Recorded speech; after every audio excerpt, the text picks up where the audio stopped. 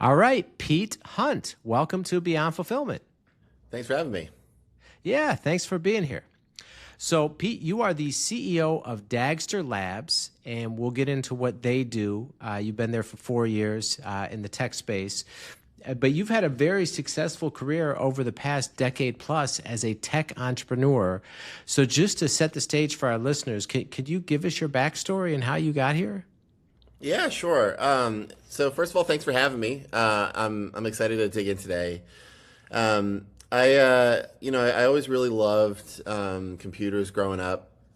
I was, I guess I'm 38 years old now. So if you kind of rewind into the early 90s, my dad brought home they were getting rid of the old computers at his office. So I got this I don't know if you ever remember these, but like the monochrome green MS-DOS computers from like way back in the day.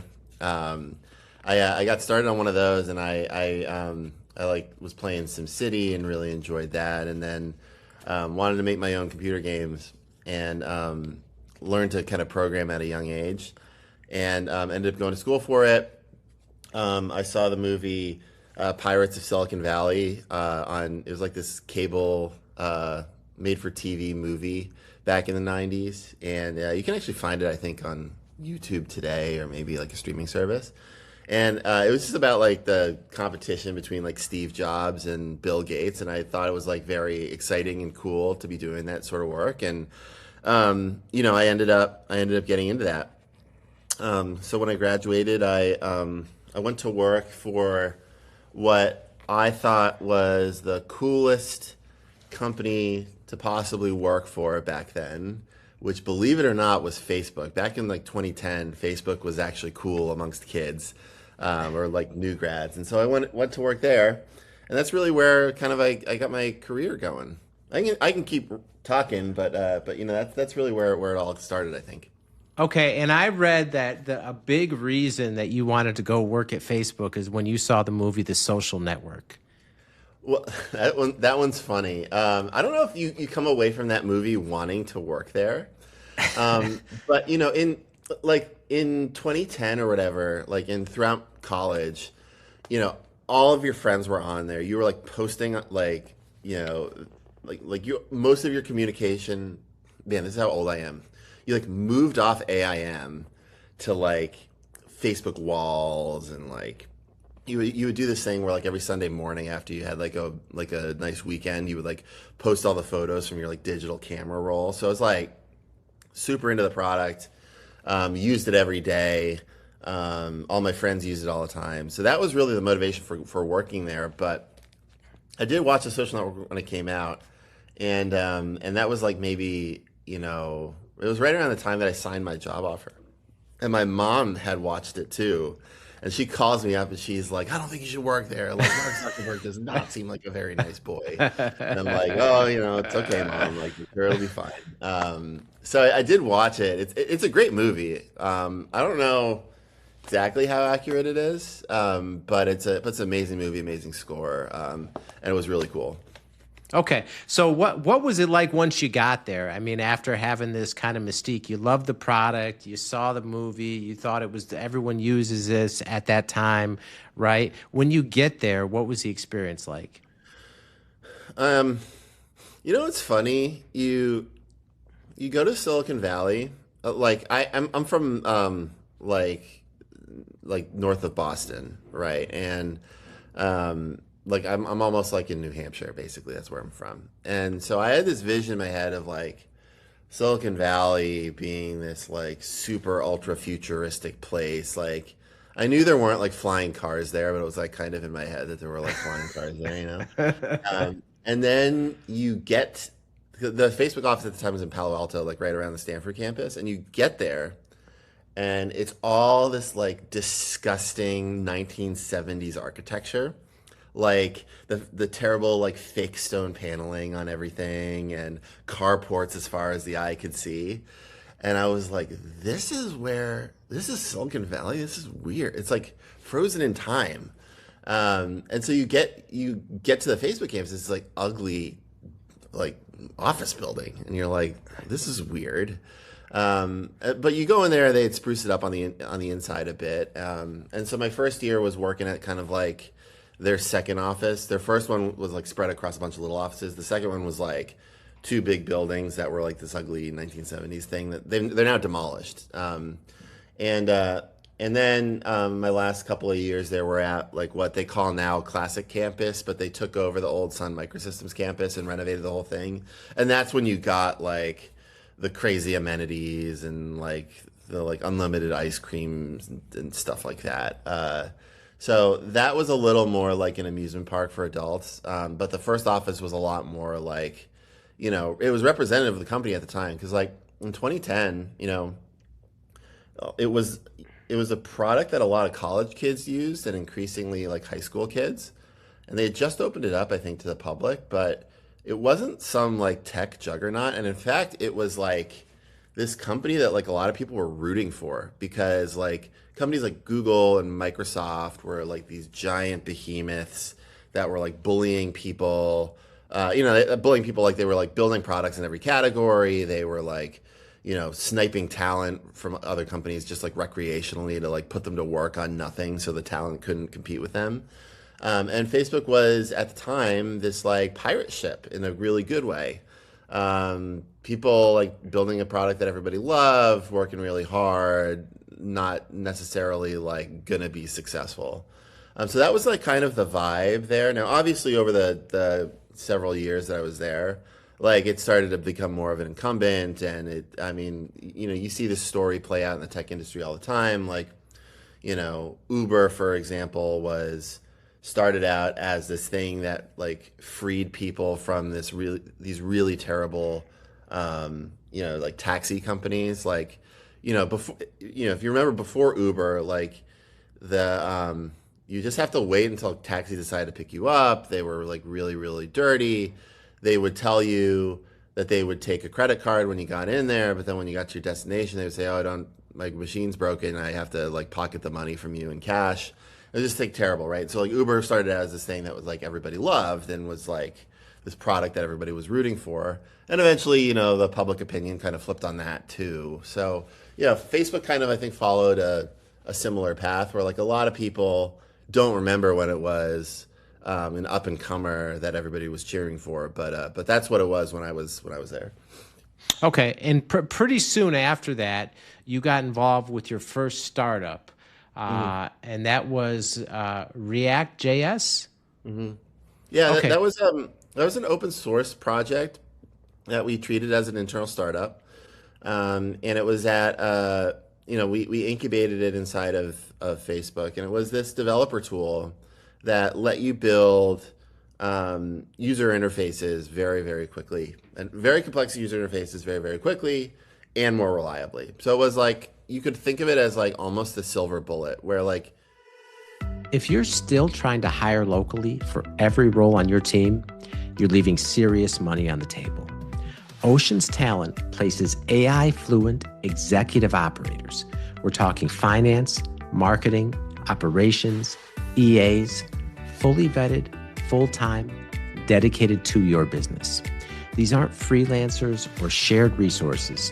They're US caliber talent at a fraction of the cost, and they hit the ground running. Over 600 companies trust them, and they back every match with a 3-month guarantee. Go to oceanstalent.com to find your perfect hire. You might think that the faster that you move, the lower quality bar you have to hit in order to hit that speed, or the higher quality bar you want to hit, the slower you have to move. But React let you do kind of both. And that was a really fun and exciting project for me to work on, and it became really successful. So when we launched it back in 2013, it's a long time ago now, it was like a lot of people hated it, frankly. But we kept at it for a couple of years, and by I want to say 2018, so like 5 years later or so, it became the dominant way that people built web applications. So it over the course of like 4 or 5 years, it became the number one way that people like built this technology, and like all of modern AI is built on React.js now. Like every time you log into an AI application, is using React. Anytime it's like rendering, user interface elements like a map or a data table or something, it's using React. And that was cool. I basically like learned to sell through that era. And that was my first exposure really to selling and marketing. Traveled all around the world for it for several years. It was really fun.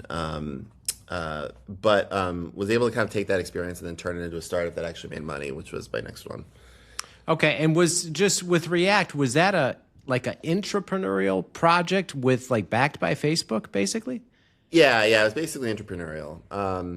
It was one of those things where, the company originally didn't really get it. They were kind of like, what is this thing? Why does it matter?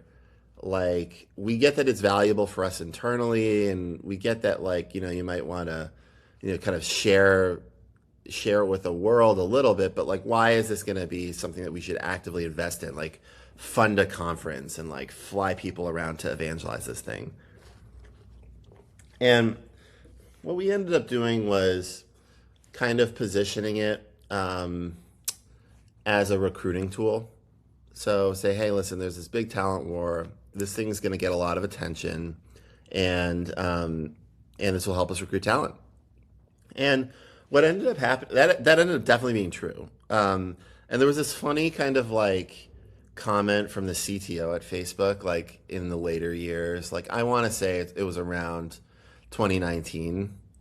And he was basically like, we're doing all this AI stuff. We have all this great AI infrastructure. We have machines that can talk and can like robots that can see. And all anyone wants to talk about is this React thing with me. Like, what is this thing? And like, how did it become so big? And it was just kind of spoke to product market fit at the end of the day. When you have a product that people love, it gets traction really quickly. Okay. All right. And then, so you talked about your next startup, which ended up being Smite. Is that right? Okay. Yeah, that's right. Tell us about that. Yeah. So Smite's funny. At Facebook, I was one of the first engineers on Instagram as well. And so Instagram had sold their company Facebook. I had kind of helped them out with the integration of Instagram and Facebook. And one of the things when you're launching like a photo sharing site, like Facebook shares a lot of photos, Instagram shares a lot of photos, is that people will do bad things on those services, right? Like they will share like, inappropriate content. They'll share like a big one that like everybody kind of knows the common really negative things that you could do on a social network, around child safety and all that stuff. Another one is like gang and terrorist recruitment is a big one too. So like, back then Al Qaeda was like going on Facebook and recruiting people that were down on their luck to go do bad stuff, for example. That's just like a representative example. And there's a bunch of technology that's deployed to try to address those types of things, of issues. And so what I thought was that the Instagram founders should not have had to sell their company in order to basically get that stuff off of their service, right? Because that's not a great outcome. If like you can't start your own company, if you start your own company and you're like immediately overrun with like cybercrime, you're not going to last very long. And so we built this product, Smite, that would basically try to identify fake and abusive accounts and identify them to the operator of a service. And then they could come up with a set of policies and then action those accounts based on those policies. And so that was kind of the idea for the company. And what really got me over the edge to start the thing, though, was, I had like a pretty cushy job, and this was a pretty exploratory thing. But me and my girlfriend at the time broke up, and she was working at a VC, and so I was like, you know what? I'm gonna like start a company, like get back at you. Like I'm not gonna talk to you about it. I'm gonna like start the next great company, and like your VC is gonna miss the deal, and like I'm gonna be so awesome. And so that's like what actually like got me to do my first startup was like good old fashioned, whatever that is. And we ended up, I recruited one buddy that I met at our Halloween party, and then another one of my coworkers. And the buddy I met, he was like dating my downstairs neighbor, and like he was an expert in the space. And so we were the founding team. We got it going. And fast forward many years later, like I'm married to her now, and we have 2 kids. So it's a very happy ending. But that was really how it got started. Like not exaggerating it at all. It's super fun. Wow. I've interviewed hundreds of entrepreneurs and heard all types of stories. And that's the first time anyone ever said they started a company to basically flex on their ex. So hey, you wanted raw, unfiltered conversation, right? It says right there in the description. Yeah. No, but with that being your motivation, right? And then this company ultimately became successful and got acquired. You sold the company to Twitter like 4 years later. But for something that's really like a crazy reason to start a company. Like, how'd you go from like with that as your motivation to putting it together and tangibly scaling it to get acquired by another Silicon Valley, giant at the time? Yeah. So it's not just like I'm mad at my ex, I'm gonna go start some random company, right? Like it was kind of the thing that gave me the why now, like so. Again, going back to like my childhood, I watched Pirates of Silicon Valley. I always wanted to be a tech entrepreneur. I loved writing code and doing computer stuff. So I knew that that's what I wanted to do. I started my career at Facebook because I just wanted to see how like a great company was built and learn the ropes. And so I was always kind of thinking that I would do it someday. And I had this intersection. So like what I ended up doing was I had a bunch of bad ideas. And then this idea around kind of like trust and safety as a service is what we called it, was I started running it by just like the smartest people that I knew. And they were basically like, I ran it by some of my coworkers or former coworkers. And they were like, this is a pretty good idea because it matches like, it's a very common playbook where you take basically like a company that's living in the future. So, and a company that can be living in the future could be like Google or Facebook, like a tech company, or it could be like Walmart, right? In the sense that like they have some of the biggest and toughest logistics problems, right? And so they run into problems before other people do. And so they're living in the future. They build internal tools and technologies and best practices to solve their problems. And oftentimes a great entrepreneur can identify that from their day job, be like, oh, this is something that I can adapt to the market and sell. And so that's like one of the most common successful startup playbooks. You see it all over the place. And so this one was no different. So I had this idea. I never quite like, had the motivation to take the leap and forego a paycheck or anything. But like, I had that catalyzing event with my girlfriend at the time, now my wife. I had found the right people as well. I had a friend that worked in this space, and I had another friend who was a really good engineer who was my coworker, who was like pretty negative on Facebook, wanted to leave. And I said, hey, I'm kicking around this idea for a company. Like, I think now might be the time to do it. Let's give it a shot. And so, the way that we did it, and every business is different, right? We're, Dagster and then Smite before it are both venture-backed companies. And so you basically get a venture capitalist or a set of venture capitalists to like invest money in the business, and then you burn it like you lose money for the first many years of the business in order to get really fast growth, right? So these types of businesses do not exist without venture capitalists nodding and writing a check. And so before leaving my job, I got some introductions to angel investors, venture capitalists. I ran the idea by them. There were a couple of iterations of it before. And they were like, nah, this is garbage. Come back to me when you have something good. And then I came back to them, a couple of months or maybe a couple of weeks later. I said, hey, I got this new iteration of it. And they were like, oh, this makes sense. I understand this. This could be successful. And so we didn't have money raised, but we had enough positive investor conversations where they were like, listen, we would probably fund this, but you have to be full-time and have a team. And so, and you have to talk to customers. So I talked to potential customers. I basically had 10 conversations with customers where they said they would try the product. I had a couple of VCs that said, hey, they would probably fund it. I had a team that was, that fit the market that I trusted. And so we ended up quitting our jobs and starting the business. We did the Y Combinator Accelerator back in 2015. That was a long time ago.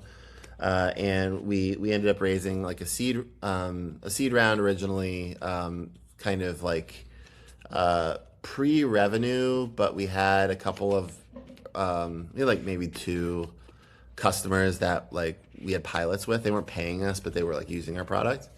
And then raised another venture round after that, and then we sold to Twitter. After a little under 4 years. Okay. All right. And so in that 4 years too, right? Because you have this idea, you had a bunch of bad ideas, like you said, right? And now you have one where people are giving you positive feedback, customers saying they would probably use it, potential customers, VC saying they'll probably invest. You get the team together, you're ready to go. When you quit your job and you go all in and you sell the company to Twitter 4 years later, what was that 4 years like in terms of growing, scaling, and then getting to that acquisition point? Yeah, you know how entrepreneurship goes. It's a high highs and low lows, and everything is up and down, and there are different eras of it that have different levels of complexity and difficulty. And now, at Dagster, I'm operating a much higher scale. And so, I thought all my problems were the hardest problems at the early stages. And now I realize that there's a whole new set of difficult problems at the larger scale. And it's just, you just have to be very plastic and adaptive to different challenges.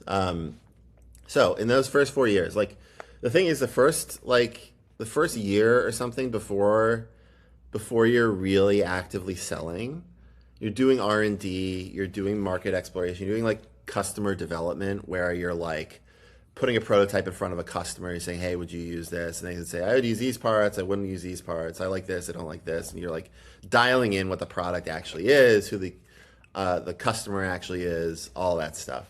And that can feel a bit like wandering in the desert, because not a lot of people pick up the phone when you have no brand. You have I had a little bit of a network, and that helped. But you fill your days basically making educated guesses, and you have 1 or 2 data points to help you calibrate. But it's not a big company where you have a bunch of feedback from your manager and from your customers and the other employees. So a lot of it is wandering the desert. You don't you set off in a direction hoping to find water, make your best guess, and sometimes you're right, sometimes you're wrong. Then we got into the selling stage where we built out our first kind of small sales team. And I learned a lot during that process. I'm a technical guy, as you know.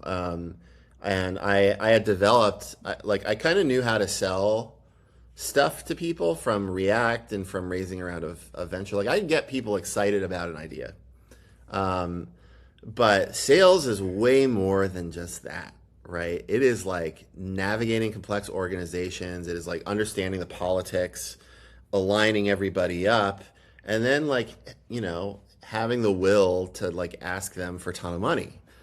And when you're a startup where your product's just this little rinky-dink thing, it's it can be hard to value yourself at the level you should. And so learning all of that was interesting.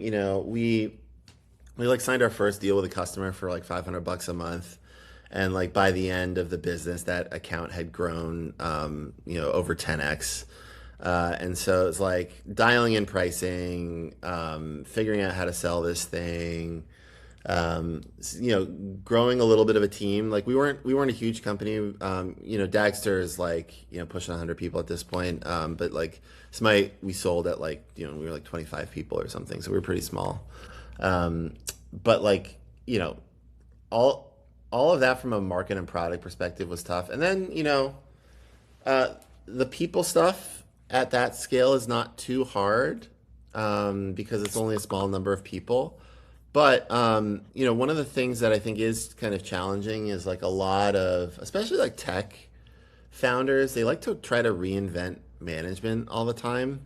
I didn't really do that. Fortunately, I did not make that mistake. But I think a lot of founders, they get really, really focused on company culture, and that's great.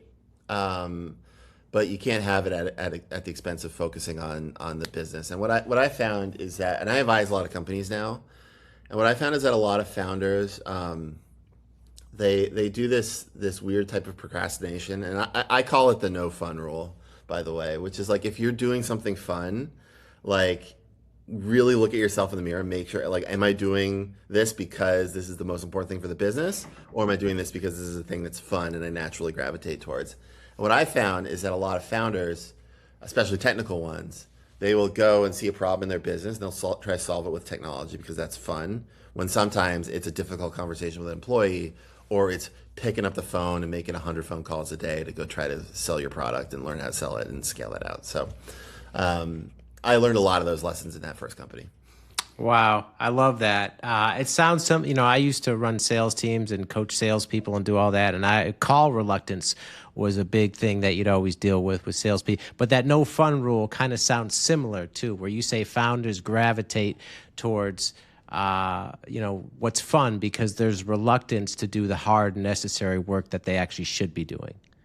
That's right. That's right. There's a certain amount of grinding that has to happen. And it doesn't feel like innovative, scalable building of the future. But like everybody knows that you gotta pick up the phone 100 times, you connect 10 times, and then one of those people becomes a customer. There's a certain amount of math to this, right?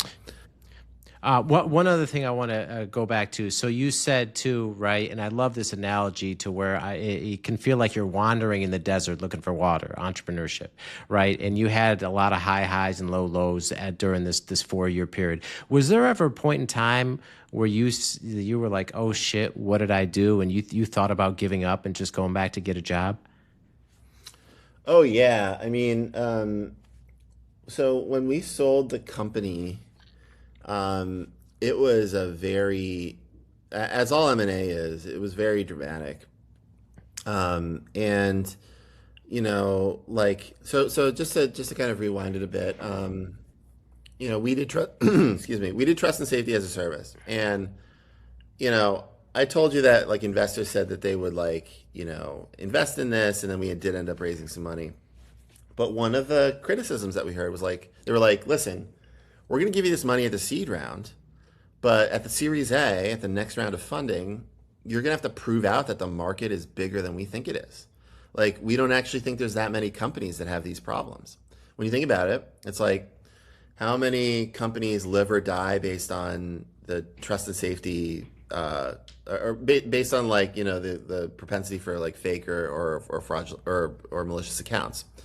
We thought it was social networks and marketplaces. Right. So think about like a fake Airbnb listing. Like if you bought an Airbnb and you showed up and the house didn't exist, right? Like that's the thing that happens in those types of marketplaces all the time. And they really try to fight fake inventory. Like cybercrime and terrorism on social networks was a big area. But like when you actually think about the number of marketplaces and the number of social networks and the price point of the product, and how many, and like, you have to basically multiply that number of potential customers, by the price point of the product. And that has to equal like $10 billion in order for venture capitalists to be excited about it, right? And that no one could ever make that math work. And like our bet was like, there's way more of these companies than you think. And one of the things we discovered, during our 4 years was that like there probably weren't enough of those companies. And so we had booked a great first couple of years, first 2 years or so of selling. It was like a year of R&D, then like 2 years of selling that were awesome, and then like a third year, and we raised a Series A, and then a third year where it was like, oh man, we're like running out of market here. Like, what do we do? And we had worked on pricing, and we had fixed kind of our price point. That helped a lot. We had booked a couple $1 million deals, which was great. But we realized that like we were looking ahead in the sales pipeline. We were like, wow, we're about to fall off a cliff in like 3 quarters. And at the same time, Twitter, which was our second largest customer, had kind of like approached us and said, hey, we want to buy your company. And we're like, and kind of, we had gotten some inbound acquisition interest in the past. We were like, no, like we're doing our thing. But when we saw that, like kind of like we didn't know what the future, like there was just like, we were running out of runway basically. Not like cash runway really, but it was like think of it like a plane trying to take off, and like we were like running out of space, running out of pipeline, and so we talked to Twitter, and we eventually like got them to a place over a period of a couple of weeks that like me and the founders would take, but our board rejected it, and Twitter wouldn't move on it, and so like the whole deal fell apart. And we had run like a competitive process with other bidders, and there were no other bidders at anywhere close to the same price point that like Twitter was going to pay. The other bidders would have basically like returned. It wouldn't have been a good outcome for anybody. And so we were like, that was a real gut punch, man, because you're like, our business is going to run out of pipeline, and everyone's going to figure it out like in a couple of quarters. I don't know what we're going to do. Like, I guess we're going to have to pivot or something. I don't know how I'm going to raise money. I don't know how I'm going to hold on to the team. And around this time, like we had a key engineer said he wanted to quit. We were able to hold on to him for a little while, but like, people were starting to get antsy. And so I was like really in the, really down low at that point. And so what I realized about myself was I had put 100% of my focus into this business. All the eggs were in this basket. If the company wasn't doing well, I wasn't doing well.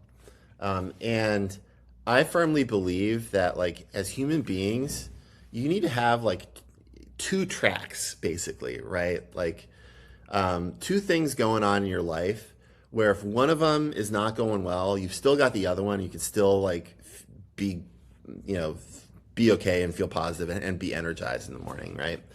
And so I ended up, going to Hawaii and getting engaged. I had dated my girlfriend for a long time. I kind of been holding off on going to the next level because I was like always on the edge of something great at the company. And I realized that like I just have to have like my personal and family life like moving along. I can't like hitch everything to startups 100% of the time. And that was a great decision. I wish I'd done it earlier. And so, now at this company, Dagster, it's like when the business is going great, I'm like, everything's great, right? When the business is not going great, obviously I care about it and I work really hard, but like I've got this great family at home that I can kind of like, see my daughter, and she's developing great and all that stuff. And so I learned a lot about how to make these things sustainable. Like I'm not like a woo-woo, 2021 era, like work 4 days a week type of sustainable. But I do think that this like go all in on your company all the time for 5 years straight, it like doesn't work.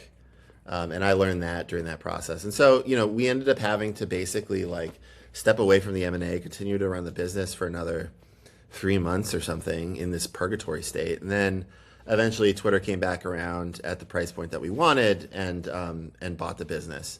And it was a great return for, the investors, great outcome for the for the founders, and the employees kind of like, basically like hit or beat what they would have made at Google. And so like it was like we weren't like Cursor or OpenAI, but it was a pretty good outcome for everybody.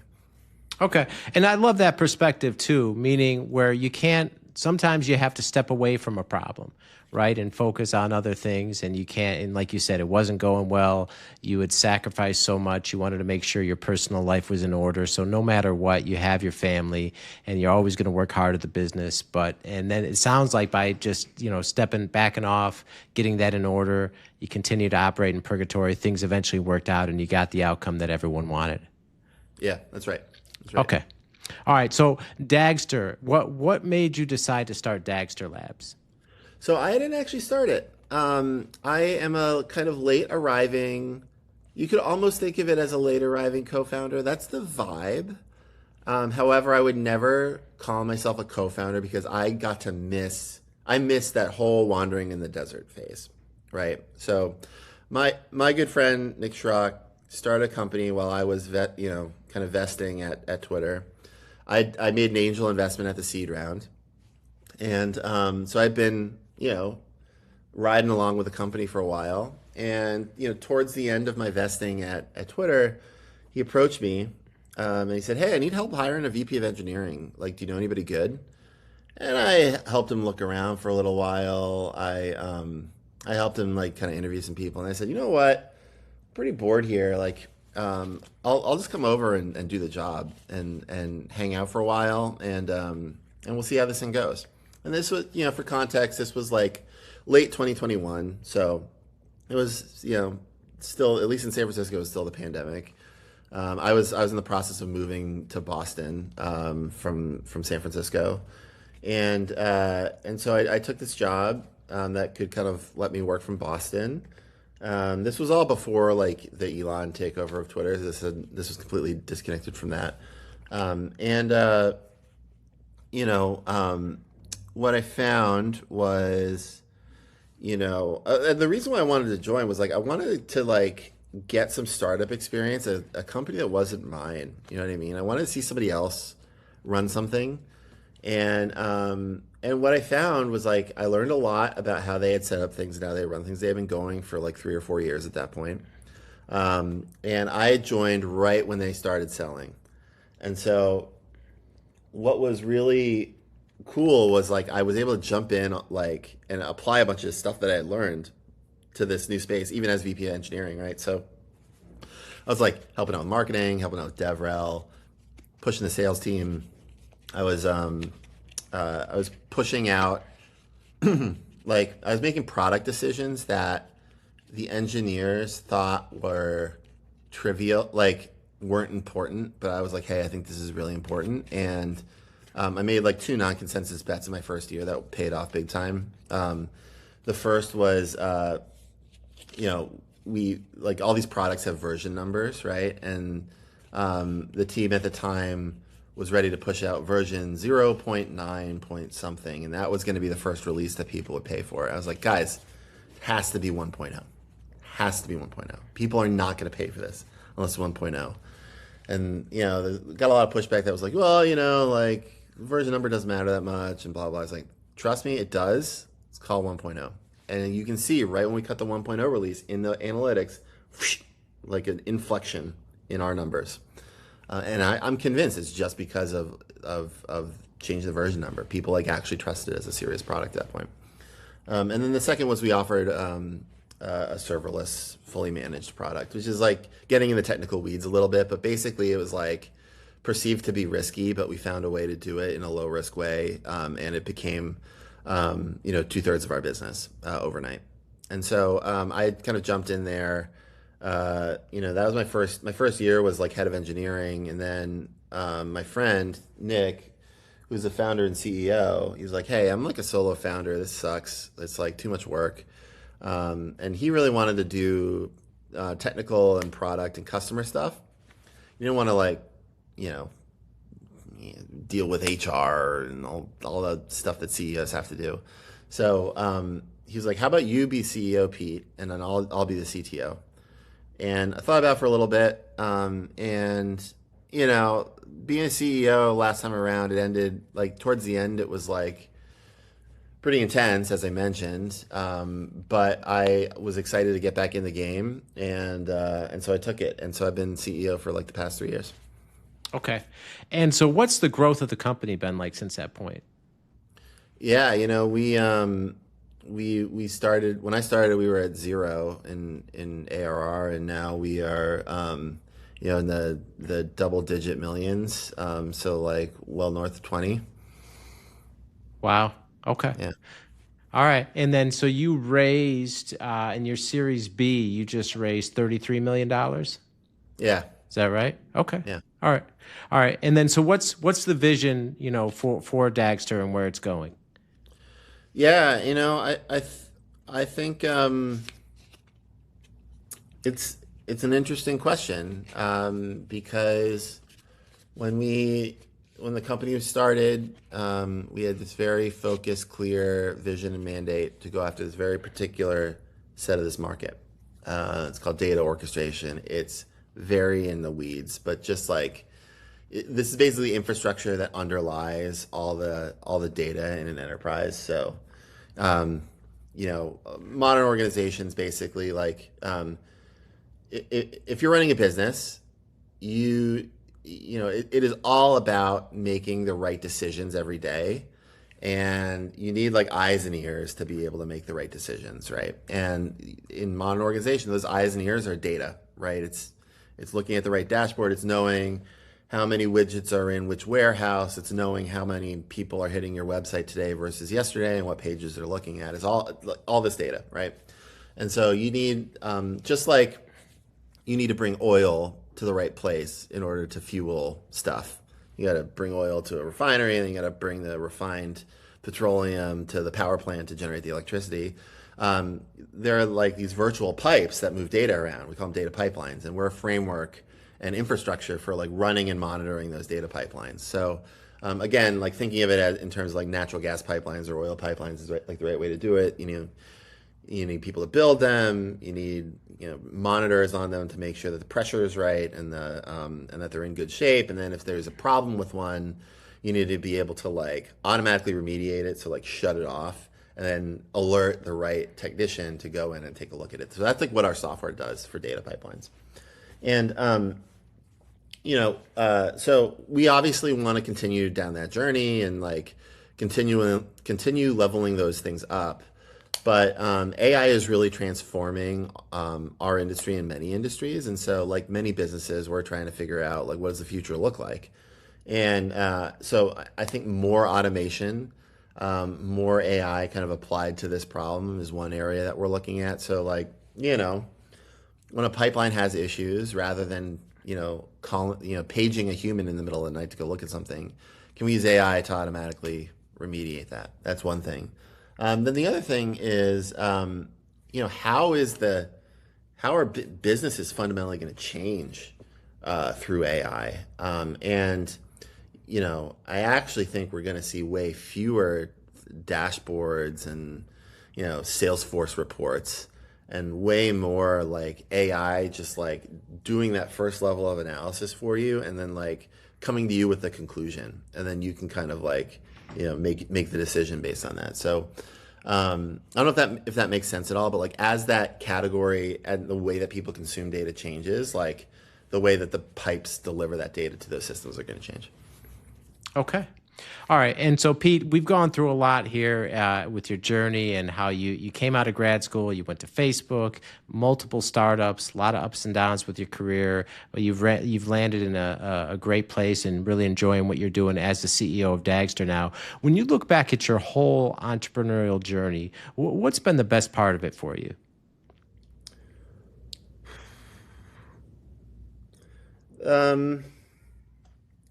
The best part of it, because there's an easier way to make a buck for sure. Um, the best part of it is I feel like I really learned a lot, and you learn a lot about how the world works in a way that most other people don't. So, like, when you're starting a company, Like, you've got to deal with compensation, human nature, capital markets, customer markets, labor markets. You've got to, when you go in to sell a customer, you got to learn about their business, and you've got to align what you're doing to their problems. And so you have to have like this fairly facile understanding of a ton of different things. And so when I talk to friends who are like doctors or lawyers or whatever, they're like very deep in their area. And like, I couldn't tell you how the thyroid works or whatever, but people that go really deep, they're often surprised with things that happen in the world. They don't have like this, because they don't, they're not responsible for everything, right? So they will see things that happen in the world, whether it's on the news or in their own career, or they'll hear stories, and they don't have a mental model for the world for like why that happened. I feel like as an entrepreneur, it's a lot easier for me to like assemble that, because I've like touched so many parts of the economy, and like I like know a little bit about everything. So that to me has been one of the most rewarding things about this. Love that. Okay. And Pete, if other people are hearing this and they want to get in touch to learn more about Dagster or reach out to you for any other reason, what's the best way people can connect with you online? Yeah, I post a lot on LinkedIn. So I'm just like Pete Hunt on LinkedIn, or like LinkedIn/PW Hunt. That's the best way to find me. Okay. All right. We'll link that in the show notes for everyone. All right. Well, Pete, thank you so much for taking the time to be here and sharing all this incredible wisdom from your journey with our listeners. We greatly appreciate it. Thanks, Dave.